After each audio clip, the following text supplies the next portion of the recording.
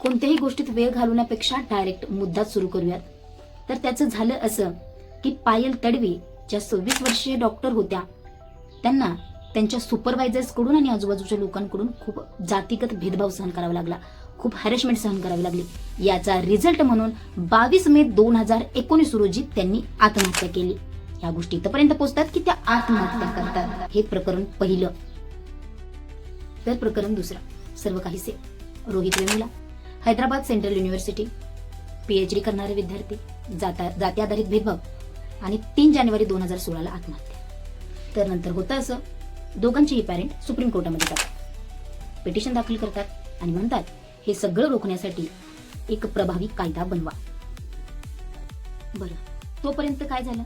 लगेच कायदा झाला का? नाही. मग त्या दरम्यान काय झालं? 173 वर असणाऱ्या ह्या भेदभावाच्या केसेस होत्या, त्या 378 पर्यंत पोहोचल्या. दाबून टाकलेल्या घटना सुद्धा आहेत, त्यांच्यावरती कोणतं FIR दाखल झालं नाही, कोणतीही केस झाली नाही. त्यामुळे 378 आकडा हा कमीत कमी आहे. पण असा विचार करता 173 ते 378 2024 पर्यंत जवळपास 118.4% वाढ या केसेसमध्ये. आणि मग कायदा आला UGC बिल 2026. कायद्याचा उद्देश काय आहे?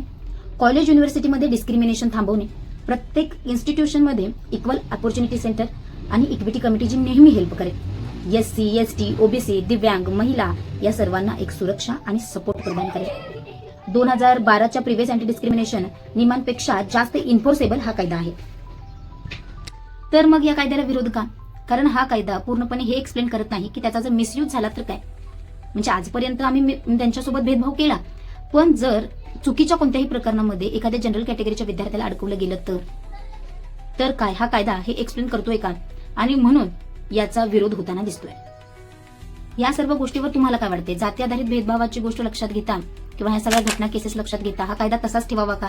स्ट्रिक्ट ऍक्शनमुळे जेणेकरून भेदभाव कमी होतील जाती आधारित जे आहेत. आणि जनरल कॅटेगरीचा विचार करता ह्या कायद्यामध्ये थोडंसं ढील आणावी का? किंवा मिसयूज होणार नाही अशी त्यांना शाश्वती द्यावी का? की पूर्णपणे कायदाच रोल बॅक करावा? तुम्हाला काय वाटते? जरूर कळवा.